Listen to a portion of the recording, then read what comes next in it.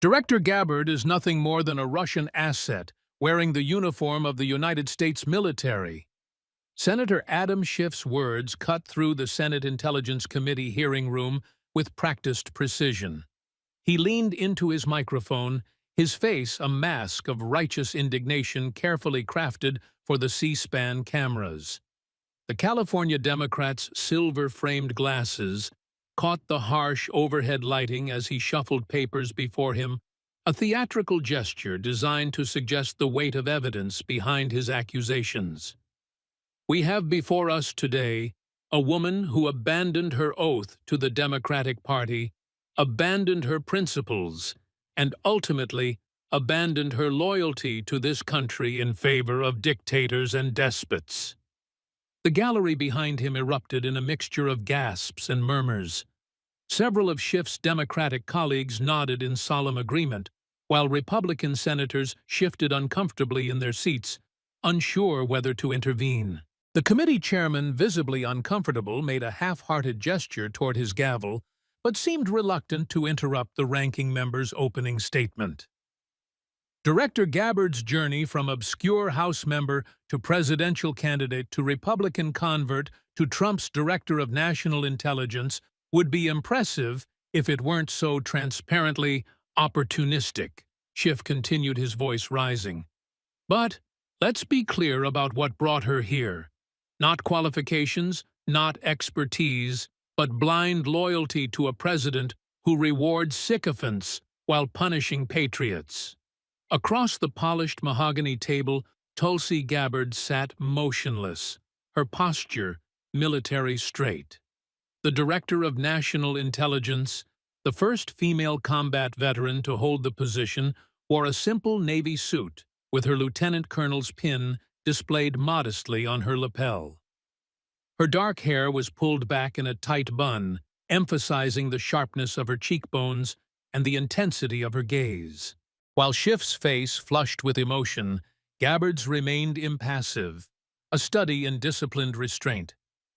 This committee has serious questions about the politicization of our intelligence services under your leadership. Schiff pressed on, jabbing his finger at Gabbard. About the mysterious reversal of your positions on surveillance on Russia, on Syria, reversals that coincidentally aligned perfectly with Donald Trump's agenda, just as you sought political appointment. Behind Gabbard sat her small team of aides, their faces betraying the tension their boss refused to show. One slid a note toward her, but she subtly shook her head without breaking her focus on Schiff. The American people deserve to know whether their intelligence agencies are being run by someone who once cozied up to Bashar al-Assad, someone who parroted Russian talking points about Ukraine, someone who, let's not mince words here, has repeatedly demonstrated more loyalty to foreign dictators than to American values. Several photographers crouched at the front of the room, their cameras clicking rapidly, capturing the theatrical confrontation for tomorrow's headlines. The room hummed with the electric tension of Washington theater at its most dramatic.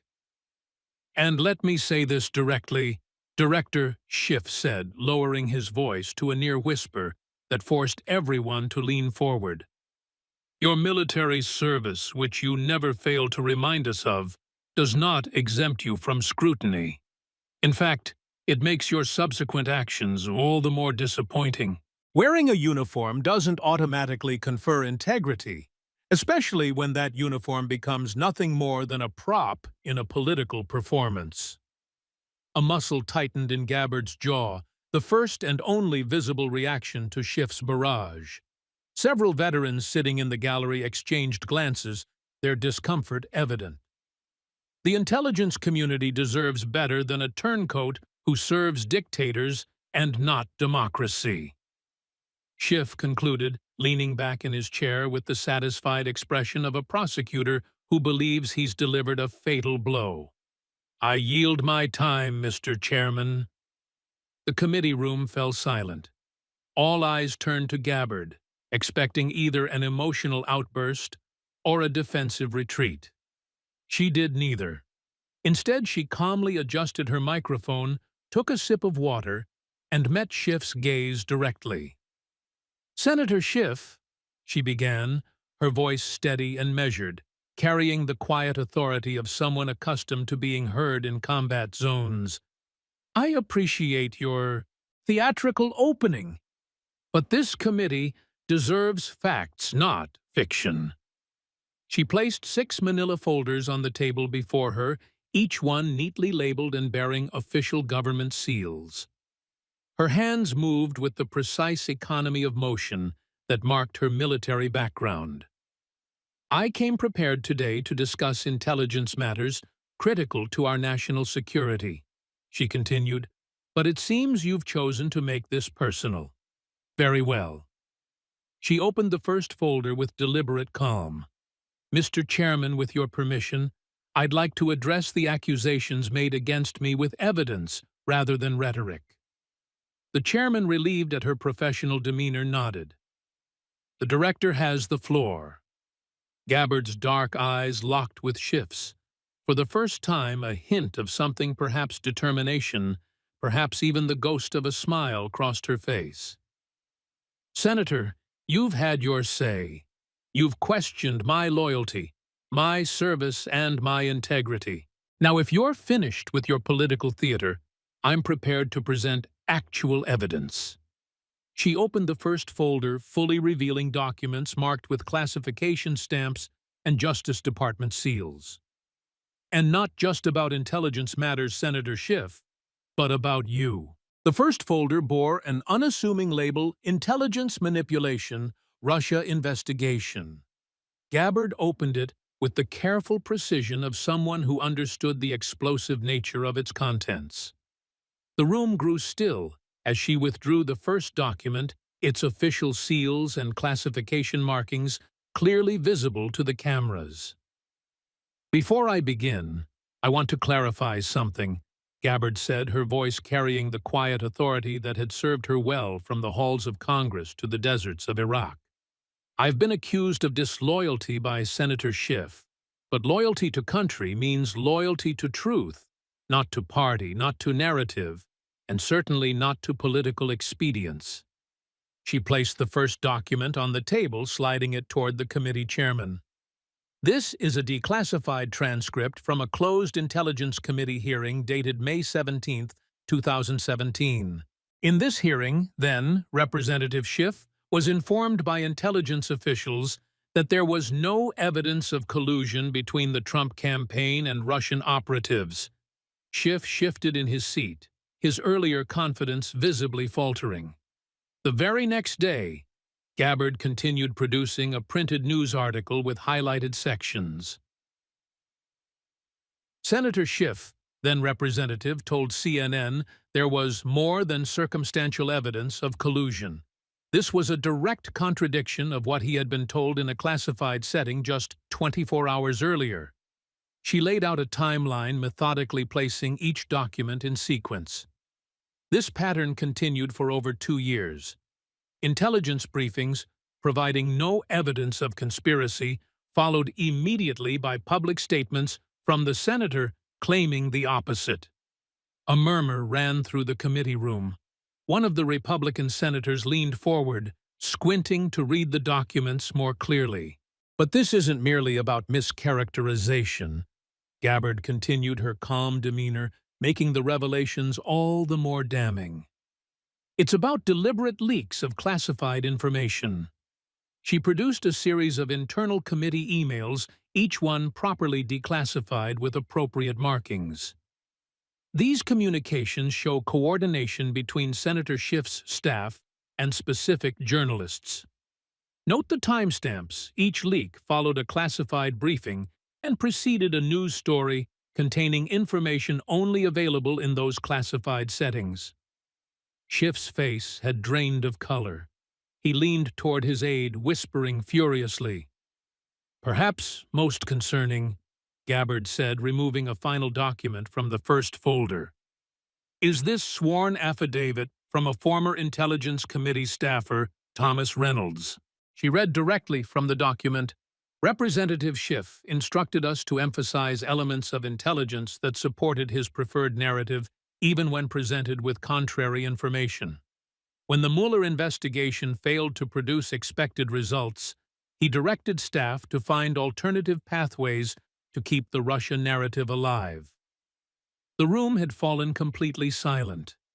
Even the photographers had stopped clicking, their cameras transfixed by the methodical dismantling taking place before them. "Senator Schiff," Gabbard said, looking directly at him, "you've accused me of being a Russian asset. Yet the evidence shows you knowingly misled the American people for years about Russian collusion while privately acknowledging the intelligence didn't support your claims." Schiff grabbed his microphone. "This is outrageous. You're cherry-picking.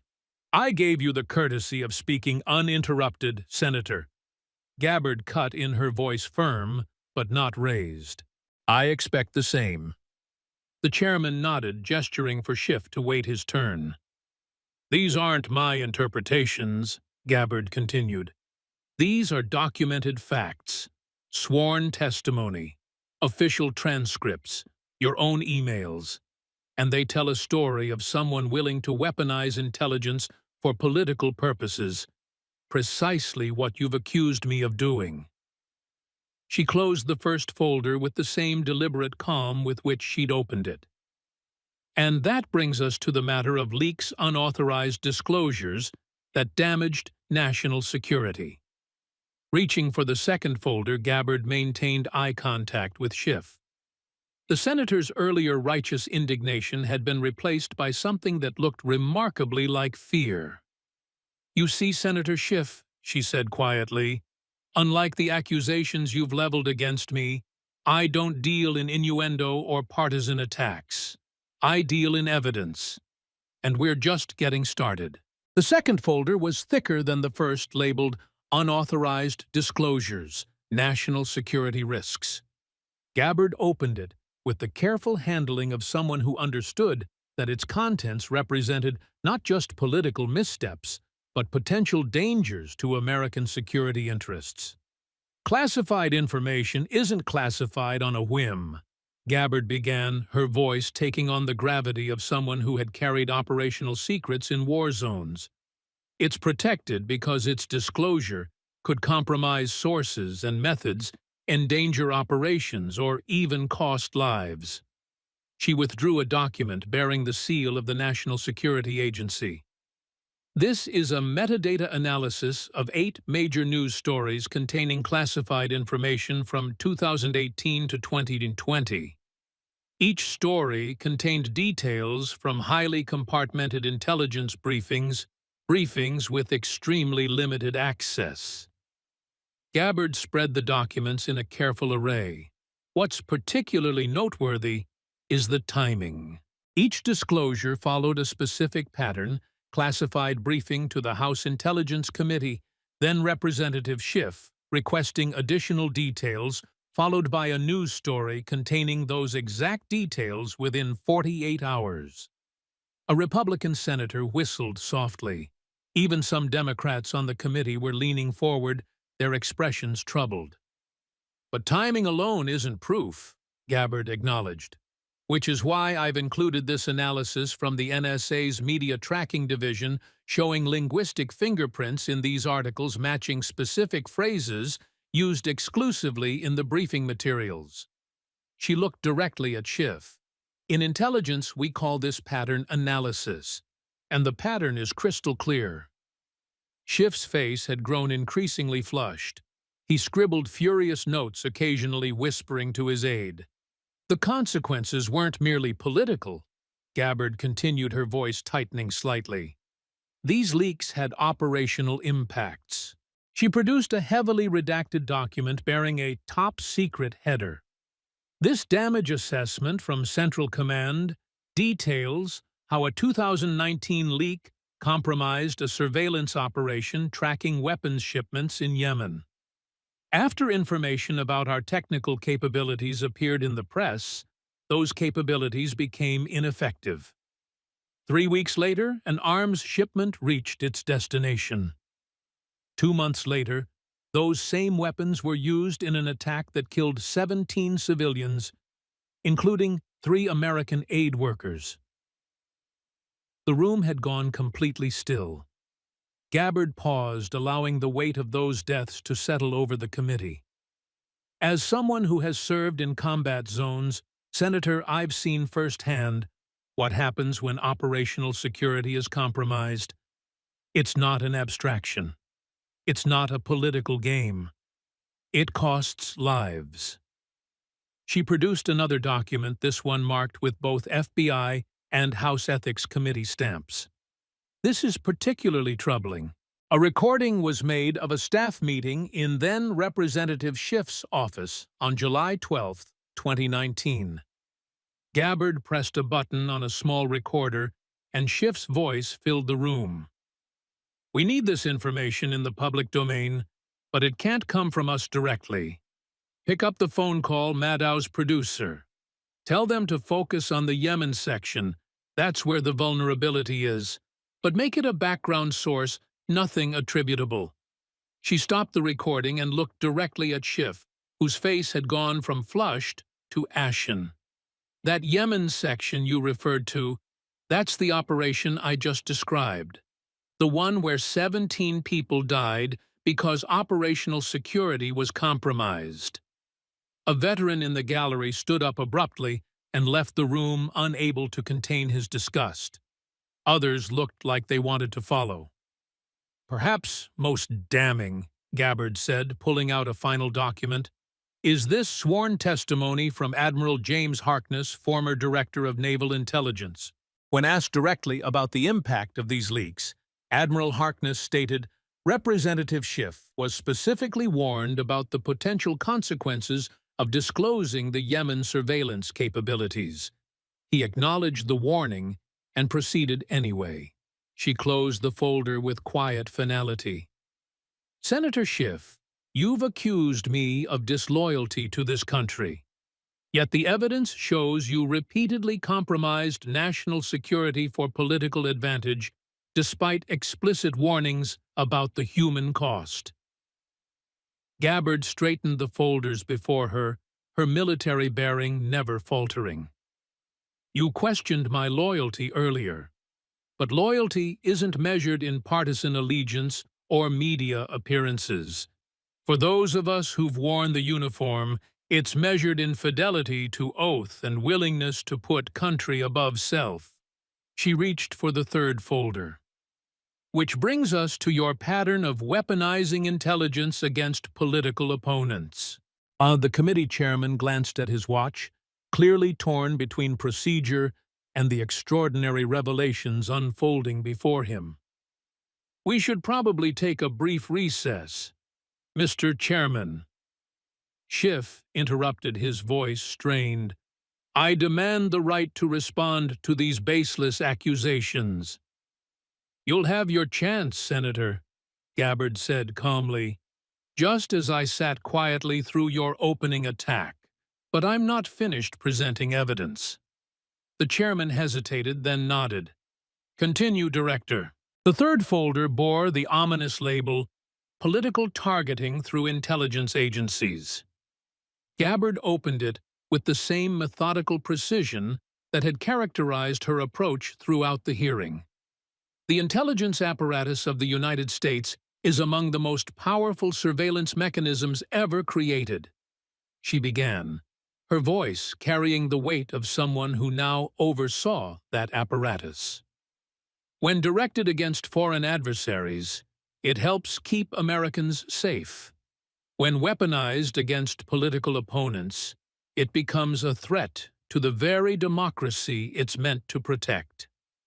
She removed a series of documents, each bearing the seals of various intelligence agencies.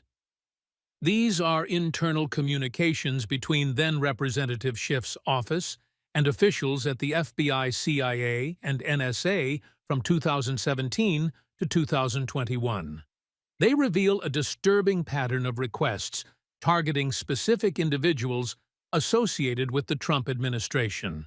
The documents displayed one by one painted a damning picture.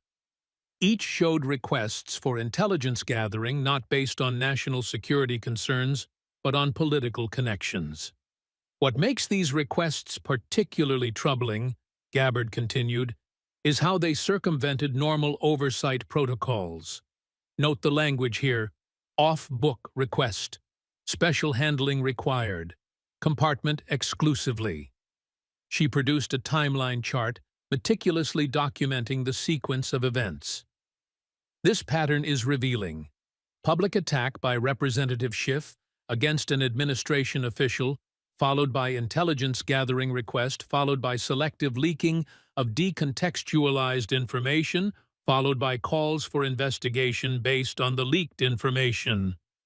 Several committee members were taking detailed notes, their expressions grave. But perhaps the most disturbing aspect, Gabbard said, pulling out a thick document with FISA court headers, involves abuse of the Foreign Intelligence Surveillance Act process. She placed the document before the committee. This declassified FISA court opinion from December 2019 is particularly damning.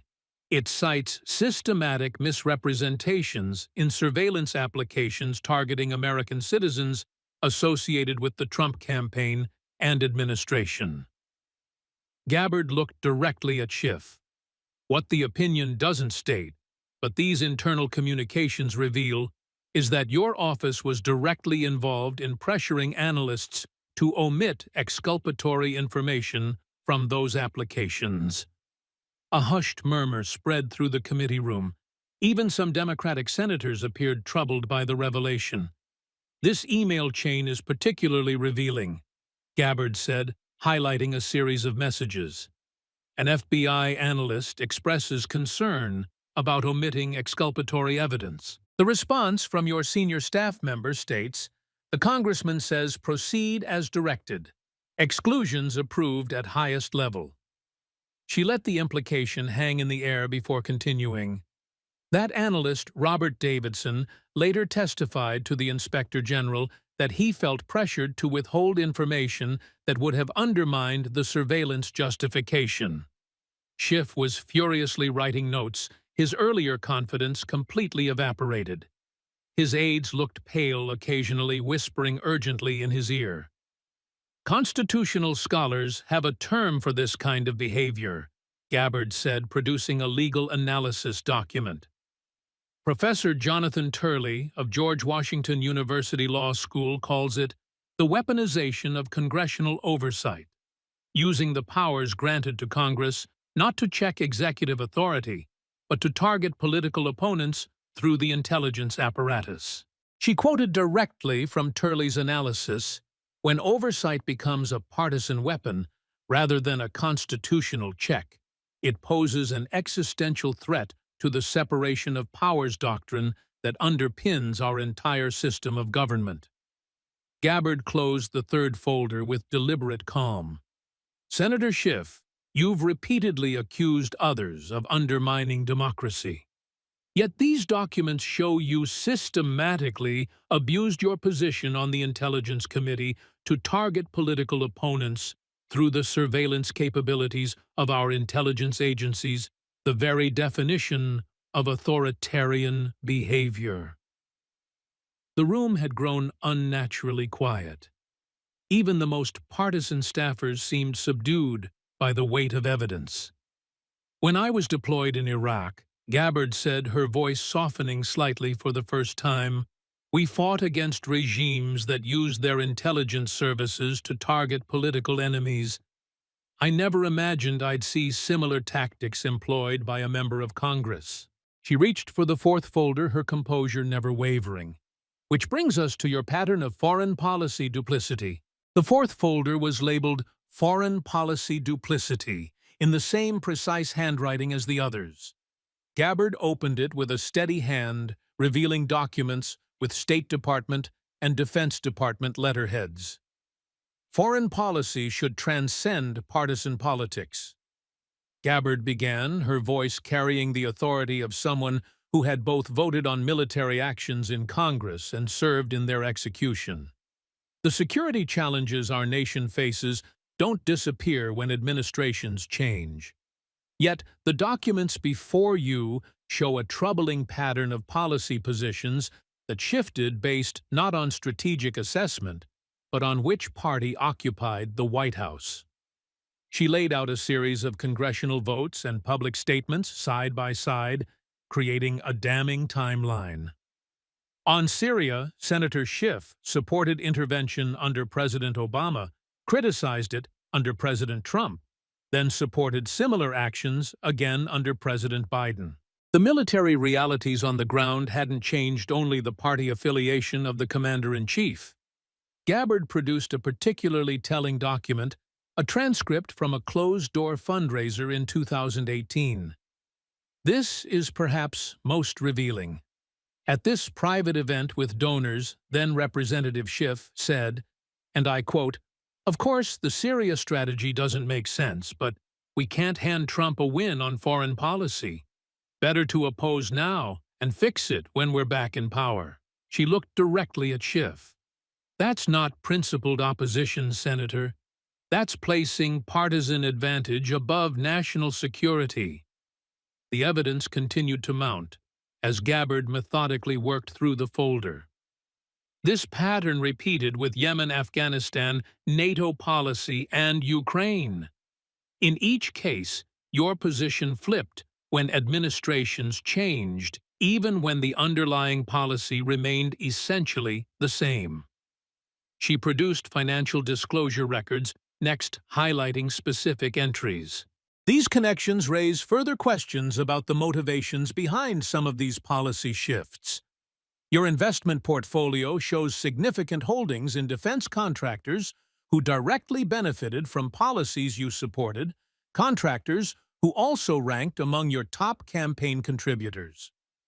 A specific document caught the attention of several committee members. This financial disclosure from 2020 shows you purchased shares in Raytheon 1 week before supporting an arms package that included $300 million in Raytheon missiles. The timing raises obvious conflict of interest questions. Gabbard then turned to a particularly personal set of documents. But perhaps most hypocritical is your treatment of those who did maintain consistent foreign policy positions regardless of which party held power. She produced side-by-side comparisons of Schiff's statements about her own diplomatic meetings. In 2017, you criticized my meeting with Syrian President Assad as irresponsible and sending the wrong message. Yet these State Department cables show you privately supported similar back-channel talks when conducted by your political allies. The documents painted a picture of staggering hypocrisy, public condemnation alongside private endorsement of identical actions. When I met with Assad, Gabbard said, her voice taking on a rare personal edge, I did so as a veteran who had seen the cost of war firsthand. I believed then, as I do now, that diplomatic engagement even with adversaries is preferable to military confrontation. You attacked me relentlessly for that belief, yet privately endorsed the same approach when it served your political interests. She produced quotes from Schiff's public statements about her. Disgraceful, Assad apologist, undermining American foreign policy. Those were your words about me. Yet when members of your own party engaged in identical diplomatic efforts, you called them bold peace initiatives and necessary diplomatic engagement. Gabbard closed the folder with quiet finality. The pattern is clear, Senator. Your foreign policy positions have been guided not by consistent principles or strategic assessment, but by partisan calculation and financial interests. You've attacked others for taking positions you yourself held privately, and you've placed political advantage above national security considerations time and again. She reached for the fifth folder, which brings us to perhaps your most blatant reversal on surveillance authorities and civil liberties. The fifth folder bore the label Surveillance Authorities, Section 702 Hypocrisy. Gabbard opened it with the same methodical precision she had demonstrated throughout the hearing. Few issues demand more consistent principles than the balance between security and civil liberties, she began. When we expand government surveillance powers, we must do so with clear eyes about the privacy implications regardless of which party holds power. She removed a voting record chart highlighting specific dates and legislation. This timeline tells a remarkable story of political expediency trumping principle. In 2015, then-Representative Schiff voted to expand surveillance authorities under Section 702 of the Foreign Intelligence Surveillance Act during the Obama administration, calling these powers essential to national security. She produced congressional testimony transcripts from 2018. Yet in 2018, during the Trump administration, Senator Schiff reversed position, giving passionate speeches about civil liberties and the dangers of government overreach. He voted against reauthorization of the very same provisions he had previously supported. The documentation continued with quotes from Schiff's public statements displayed alongside his voting record. In 2020, as the political winds shifted again, so did the senator's position. He returned to supporting expansive surveillance authorities, even co-sponsoring legislation to remove warrant requirements for certain searches of Americans' communications. Gabbard looked directly at Schiff. "You've accused me of reversing my position on surveillance authorities since becoming Director of National Intelligence. The difference is that I've been transparent about this evolution in my thinking, explained my reasoning in public testimony, and acknowledged the valid concerns on both sides." She produced communications between Schiff's office and civil liberties organizations. These exchanges are particularly revealing. In private communications with the Electronic Frontier Foundation and the ACLU, your staff acknowledged that your public positions on surveillance were, quote, calibrated to the political moment, rather than based on consistent principles. The committee room had grown increasingly tense. Several senators who had worked with Schiff on surveillance legislation appeared particularly disturbed by the revelations. "Perhaps most troubling," Gabbard continued, "is this internal memo from your office, dated January 2022, outlining a strategy to, quote, message surveillance concerns aggressively if Republicans retake the House, but minimize civil liberties framing if we maintain control." She looked up from the document. "That's not the approach of someone balancing security and privacy. That's the calculation of someone using these critical issues as political weapons." Gabbard then presented a comparison that clearly resonated with committee members. When the previous administration conducted surveillance that raised civil liberties concerns, you were vocal about potential abuses. When the current administration employs identical methods, you've remained silent or actively supported expanded authorities. She closed the folder with quiet finality. "The pattern is unmistakable, Senator. Your position on surveillance authorities' powers that touch the most fundamental rights of Americans has been determined not by consistent principle, but by partisan advantage." Gabbard's expression remained composed, but her words carried undeniable weight. "You accused me earlier of changing positions on surveillance for political gain. The evidence shows it is you who has treated these critical authorities as political footballs, rather than the serious national security and civil liberties issues they are." She reached for the final folder, the one bearing the most ominous label, "Constitutional Oath Violations." "This brings us to the most serious matter before this committee," Gabbard said, her voice taking on a gravity that silenced the room completely. The final folder was thicker than the others, bearing the solemn label, "Constitutional Oath Violations." Gabbard opened it with a gravity that matched its contents. "Senator Schiff," she began, her voice carrying the weight of someone who understood the sacred nature of oaths, Both of us have taken the same oath multiple times throughout our careers to support and defend the Constitution of the United States against all enemies, foreign and domestic. She produced a document bearing the seal of the Department of Justice. This legal analysis from the Office of Legal Counsel examines the constitutional implications of congressional actions that knowingly mislead the public on matters of national security. It states clearly that such actions may constitute a violation of the congressional oath of office when done with knowledge of their falsity and with intent to mislead on matters affecting national security. The room had gone completely still. Even the most seasoned political observers seemed shocked by the direction the testimony had taken. The evidence I've presented today goes beyond policy disagreements or political maneuvering, Gabbard continued. It documents a systematic pattern of knowingly misleading Congress and the American people on intelligence matters, weaponizing classified information for political purposes and subordinating national security to partisan advantage. She produced a comprehensive timeline that synthesized the evidence from all previous folders, creating a damning chronology of constitutional violations. Each entry was meticulously documented with supporting evidence.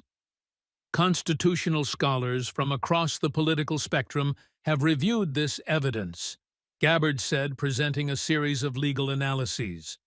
Their conclusion is unanimous and troubling. Professor Alan Dershowitz, no friend of the Trump administration, writes, "These actions, if proven, would constitute one of the most serious abuses of congressional intelligence oversight in modern history." She quoted another analysis from former Attorney General Michael Mukasey. Using classified information as a political weapon strikes at the very heart of the separation of powers and the proper role of congressional oversight. Gabbard then turned to what appeared to be the most sensitive document in her presentation, a sealed intelligence assessment with the highest level of classification markings properly redacted for the public hearing.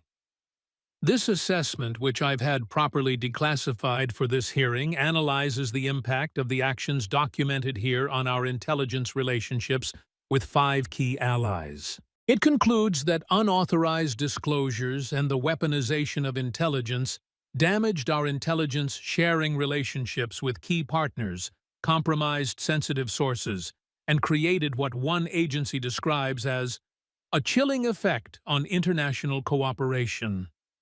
She looked directly at Schiff, whose face had lost all color. The consequences weren't merely political, Senator. They degraded our national security capabilities at a time of increasing global threats. Gabbard then produced sworn statements from intelligence professionals whose operations had been compromised.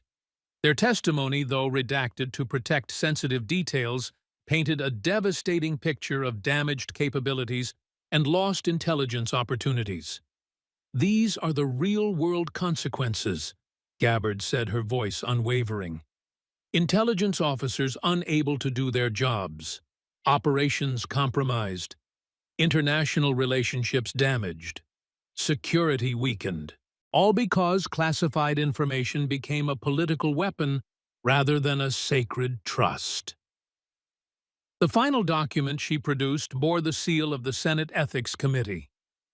This morning, based on the evidence I've presented today, formal ethics complaints were filed against Senator Schiff by a bipartisan group of former intelligence officials. These complaints cite specific violations of Senate ethics rules, the congressional oath of office, and federal laws governing the handling of classified information.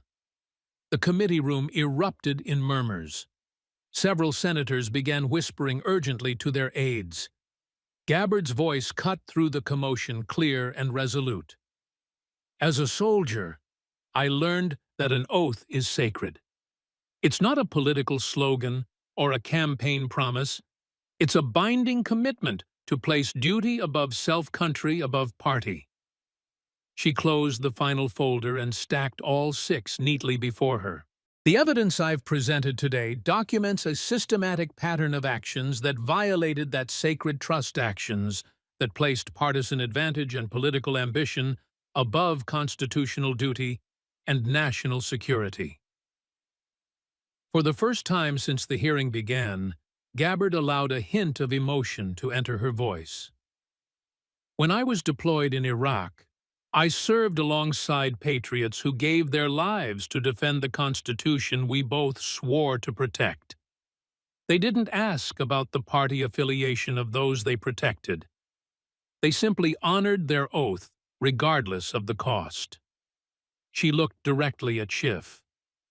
You began this hearing by questioning my loyalty, Senator. But loyalty to country isn't measured in partisan attacks or media appearances. It's measured in fidelity to oath and willingness to place principle above politics, even when it's difficult, even when it's costly. The room had fallen completely silent, the weight of her words hanging in the air. "I'll conclude with this," Gabbard said, her composure never wavering. "The intelligence community doesn't belong to any party or president. It belongs to the American people.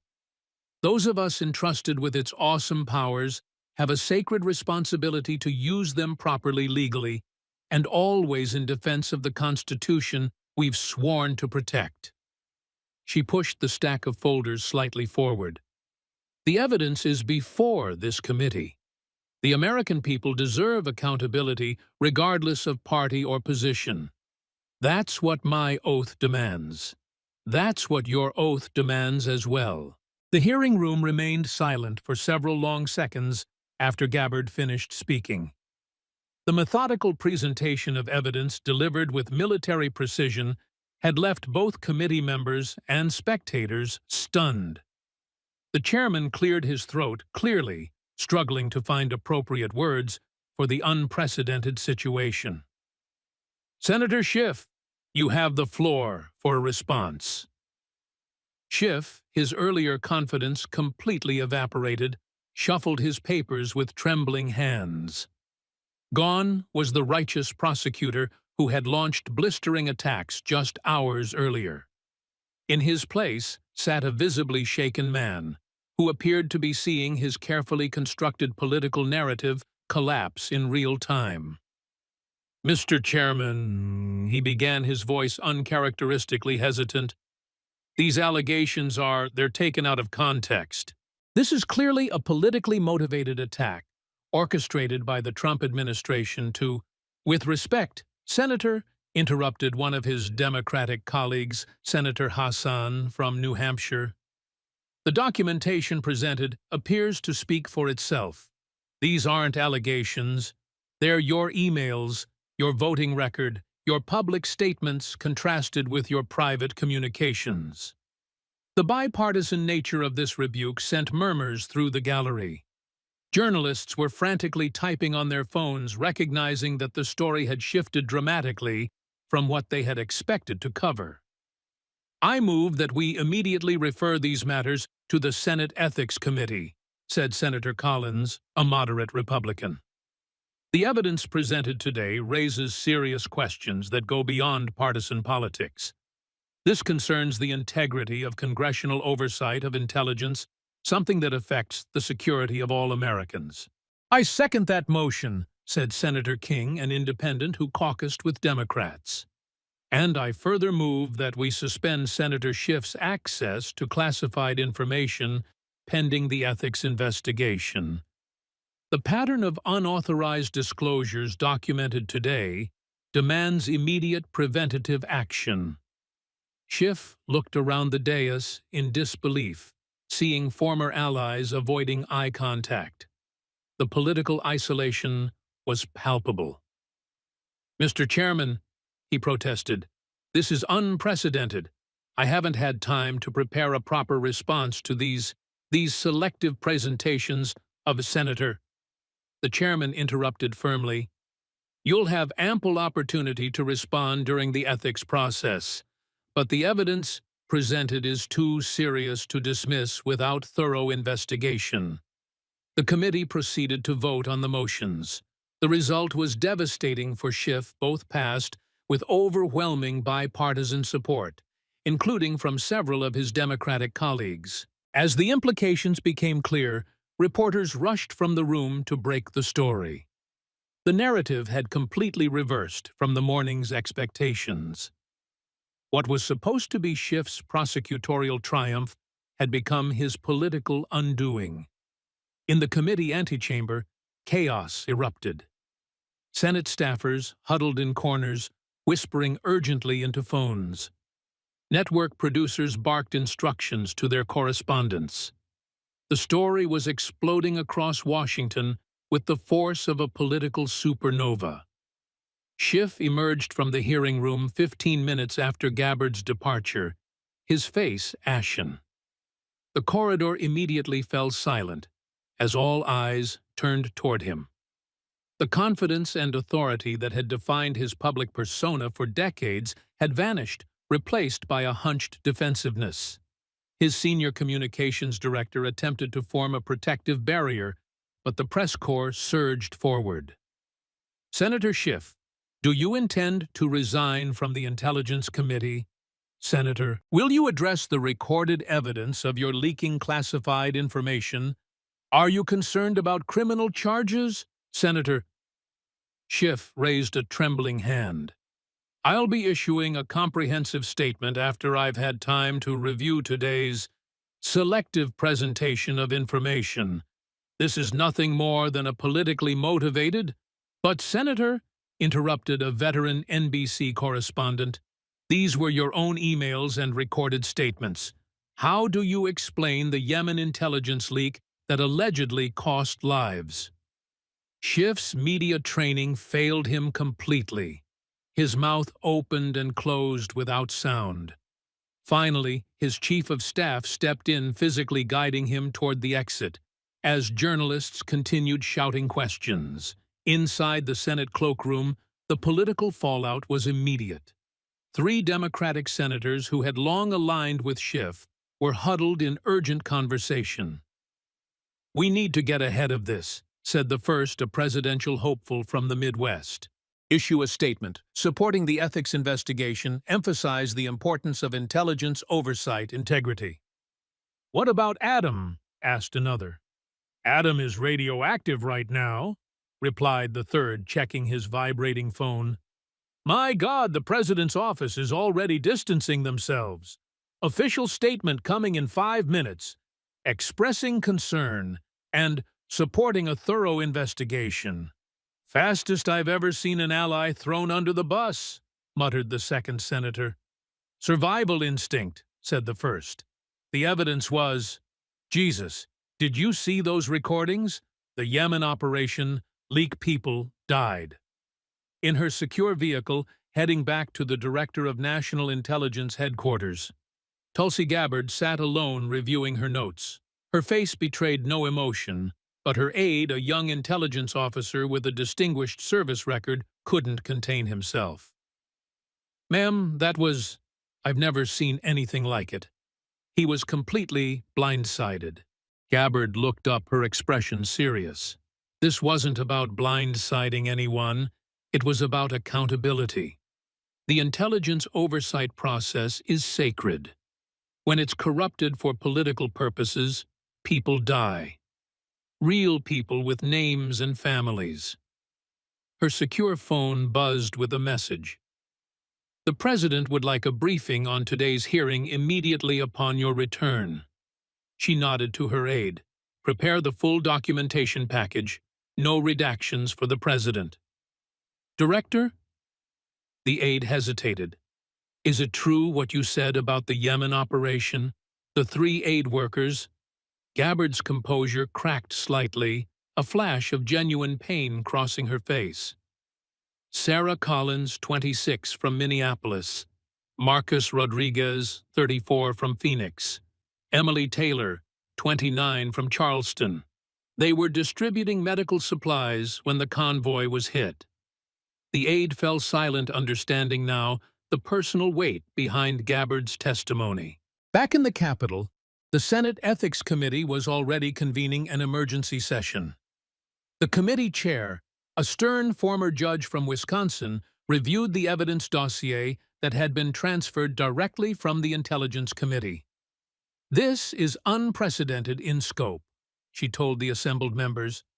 "I've directed staff to clear their calendars. We begin interviews tomorrow at 8 a.m. A junior member raised his hand. "Madam Chair, what about Senator Schiff's committee assignments in the meantime?" The chair's expression was grim. "The majority leader has already announced Senator Schiff's temporary removal from all committee assignments, pending our investigation. It's on the news ticker." Outside the Ethics Committee room, the majority leader stood before a hastily assembled press conference, his usual political caution replaced by uncharacteristic directness. "The evidence presented today raises profound concerns about the integrity of congressional oversight of intelligence. This transcends partisan politics.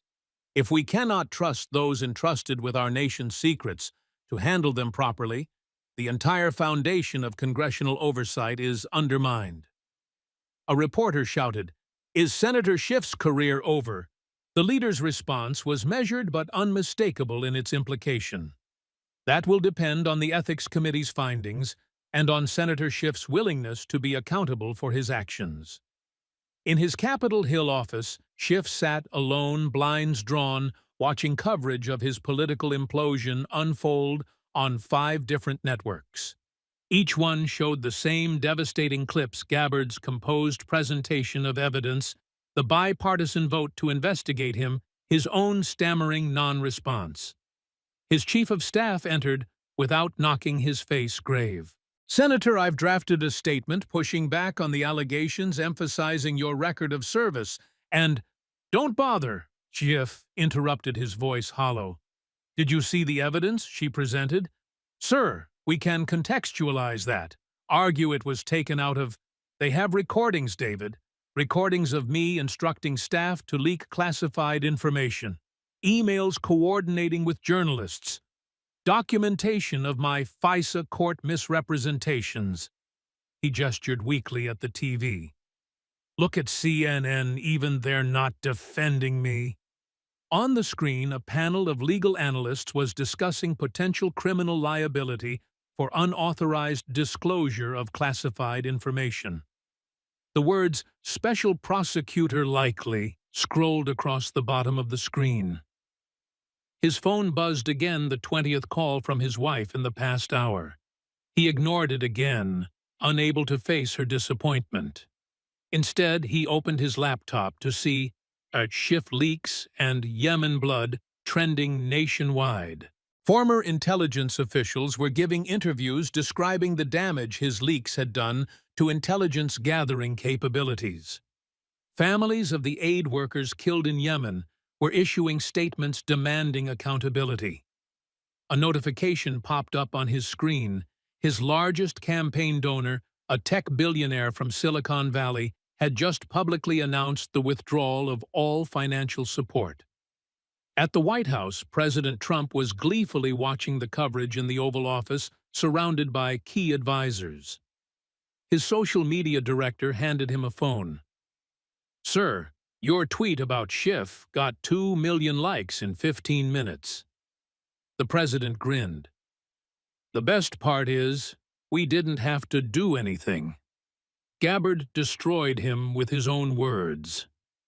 The chief of staff cleared his throat. "Mr. President, Director Gabbard is on her way for a briefing. How would you like to handle this?" Trump's expression turned serious. "With respect. Whatever else she did her job today. Told the truth when it was hard. That's what we're supposed to want from our intelligence directors." The National Security Advisor nodded in agreement. "Sir, her stock in the intelligence community just went through the roof. The professionals respect what she did today, regardless of politics." "Good," Trump said. "That's what we need, someone the professionals respect running intelligence, not a politician." The media frenzy intensified as the day progressed. Political commentators who had spent years amplifying Schiff's Russia collusion claims now scrambled to distance themselves from him. What we saw today was a systematic dismantling of a powerful political figure using nothing but his own words and actions, said a prominent MSNBC analyst. This isn't about politics anymore, it's about abuse of intelligence oversight powers. On Fox News, the tone was less measured. Schiff spent years accusing others of exactly what he was doing himself. The hypocrisy is staggering. CNN's legal analyst was clinical in her assessment. Based on the evidence presented today, Senator Schiff faces potential criminal exposure for unauthorized disclosure of classified information lying to a federal court and potentially obstruction of justice. The irony is that he accused so many others of these exact offenses. As evening fell, Gabbard returned to her modest apartment in Arlington, removing her suit jacket and finally allowing herself a moment of quiet reflection. Her phone had been ringing constantly, but she had instructed her staff to take messages. This wasn't a moment for press interviews or victory laps. She poured herself a small glass of whiskey and stood by the window, looking toward the illuminated Capitol dome in the distance. Her military awards hung in a simple frame on the wall, not prominently displayed, but not hidden either. Just a reminder of the oath she had taken. Her secure line rang the only one she would answer tonight. It was her former commanding officer from Iraq. "Tulsi," he said simply, "I watched today. You did what was right, not what was easy." "Thank you, sir," she replied. "How's the unit taking it?" "Proud. Especially those who lost friends in the Yemen operation. They've been waiting for accountability." After the call, she opened her laptop one last time before bed. An email from a junior intelligence analyst caught her attention. "Director Gabbard, I joined the intelligence community to serve the truth, not political agendas. Today, you showed what that looks like in practice. Thank you for restoring my faith in the system." She closed the laptop, finished her whiskey, and prepared for bed. Tomorrow would bring new challenges, healing a damaged intelligence community, rebuilding trust with Congress, navigating the political fallout. But tonight, she could sleep knowing she had honored her oath. 3 weeks later, the Senate Ethics Committee released its preliminary findings in a damning 251-page report that confirmed every allegation Gabbard had presented. The Department of Justice appointed a special counsel to investigate criminal aspects of Schiff's unauthorized disclosures. 5 major news organizations issued corrections to stories that had been based on Schiff's leaks. In a final twist of political fate, Schiff announced his resignation from the Senate in a terse 3-minute statement citing health concerns and family priorities. He took no questions and has not appeared in public since. The Washington Post's headline the following day read, "Fallen Star Schiff resigns as evidence mounts." The subheadline was perhaps more significant. Intelligence community welcomes new era of accountability under Gabbard leadership. For Tulsi Gabbard, the vindication brought no particular joy. She had done her duty, nothing more. The oath she had taken when donning her country's uniform remained the same oath that guided her as Director of National Intelligence to support and defend the Constitution against all enemies, foreign and domestic. Sometimes those enemies wore suits and sat in committee rooms. Sometimes they gave speeches about patriotism while betraying its most basic principles. And sometimes they had to be confronted with nothing more than the truth methodically presented. In the end, that had been enough.